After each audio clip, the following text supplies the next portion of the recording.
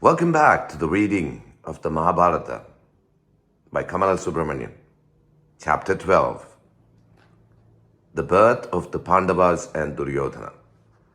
Pandu spent several years in the forest. He was happy in his own way, since he had renounced all things that threatened to cause unhappiness. However, as time passed, a new worry entered his heart. He wanted children. He heard that a man with no sons was doomed to hell.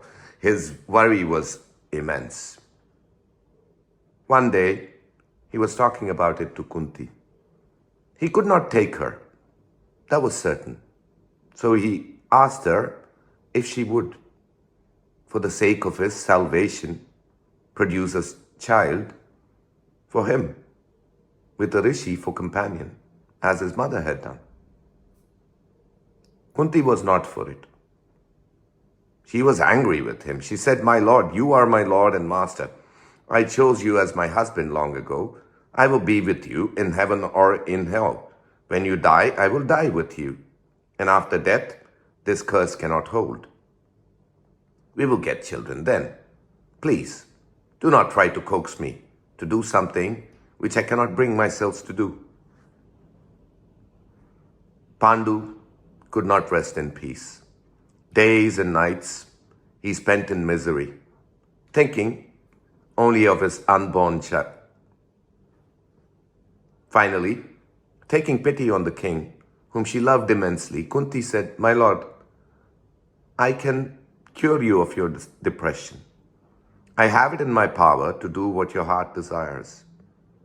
She told the king of her girlhood days, of the visit of Durvasa to her father's court, and of the boon granted by Durvasa. The king's joy was immense.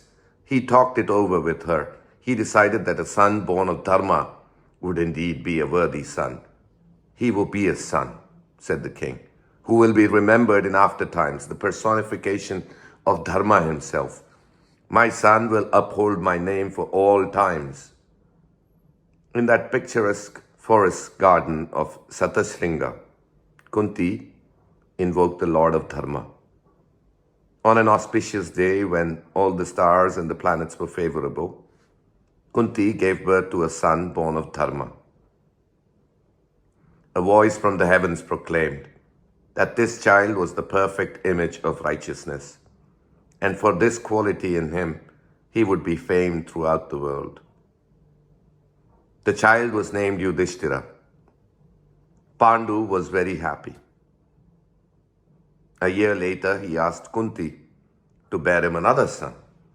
This time, he wanted the father to be Vayu, the most powerful of the devas. When righteousness is supported by strength, nothing can withstand the combination, said the king. "So be it," said Kunti. Vayu was invoked, and a beautiful, strong son was born to Kunti. The voice from the heavens now proclaimed, "This child will be the most powerful and the most affectionate child." The son was called Bhimasena. Pandu, now the father of two sons, was not satisfied. He asked Kunti to give him another son. "Summon Indra," said Pandu. "A son born of the Lord of the heavens will indeed be the realization of all my dreams. A son born of Indra will be very righteous. He'll be a great man. He'll be a hero, invincible. You will be the mother of the greatest of all heroes." Again she said, "So be it." Kunti invoked Indra and he gave her a son. The voice from the heavens now said, "This child will win for Pandu imperishable fame. He'll be the conqueror of the entire world. There will be none like him." Indra came to Pandu and said, "This son of mine will be the conqueror of the entire world. Your son, Yudhishthira, will perform the great Rajasiva and Ashwamedha yagas with this son of mine by his side. My son is the other half of Vishnu. He is Nara. Krishna, the son of Vasudeva, and Devaki is Narayana. Because of these two men, The earth will be cleansed of all the poisons which are hurting her.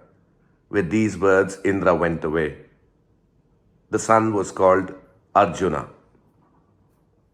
There is an avarice which is greater than love of money. It is the desire for sons. Pandu was the father of 3 sons. Still, he was not satisfied. He asked Kunti to give him another son. She refused, saying, "You were so eager to have sons. Hence I agree. Now, even after 3 sons have been born, if I get more, dharma will be destroyed. Desperate acts are allowed only 3 times at the most. I will not try again." Pandu said, "You're right, but think of Madri. She has no son. Can you not teach her the incantation and help her to get a son?" Kunti was quite willing to do it. She taught the invocation to Madri. Madri invoked the Ashwini Kumaras, the heavenly twins. They gave her 2 sons. These sons of Madri were more beautiful than the other 3. The voice from the heavens spoke once more. "These 2 will be the most handsome men in the world. They will be famed for their good qualities, their devotion, their bravery, and their wisdom." The sons of Madri were called Nakula and Sahadeva.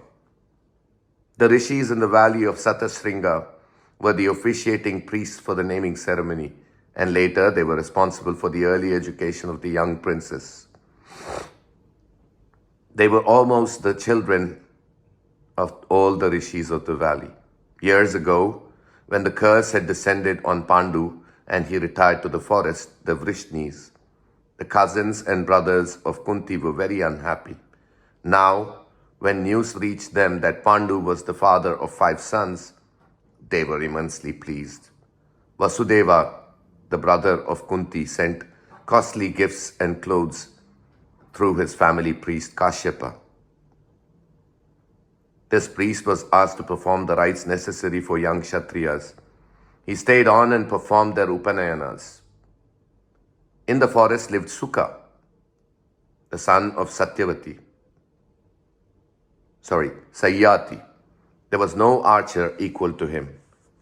He was performing penance in the valley of Satasringa. He volunteered to train the youngsters in the use of arms. Because of the excellent training given by the great Rishi, the young princess became proficient in the use of weapons. Bhima was good with the mace, Yudhishthira with the javelin, the twins with the sword. Arjuna became a good archer. He could use both his hands with equal ease. Pleased with his skill, Sukha said that his disciple had become the equal of his master.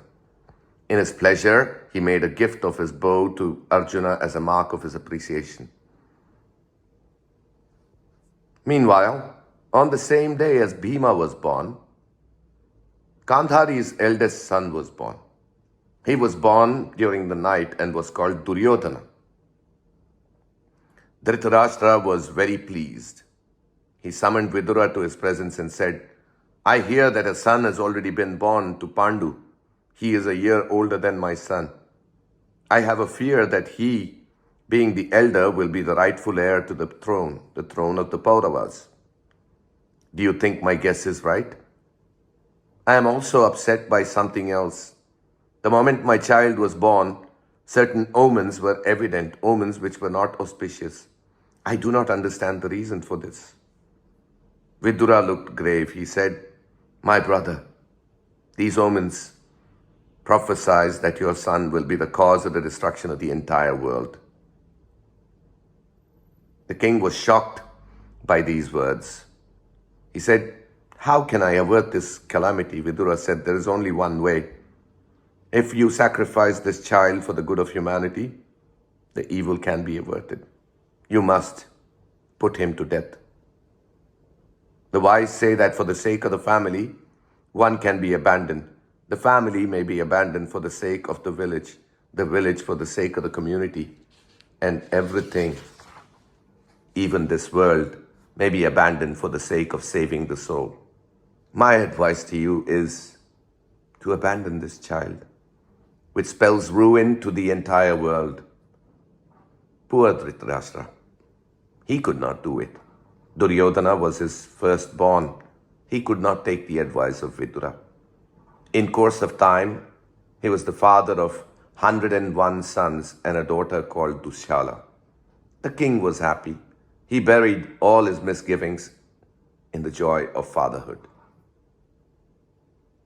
With that, we come to the end of chapter 12, the birth of the Pandavas and Duryodhana. More on the Mahabharata with me, Rajesh, on Storytime with Rajesh. Till then, take care. Ciao.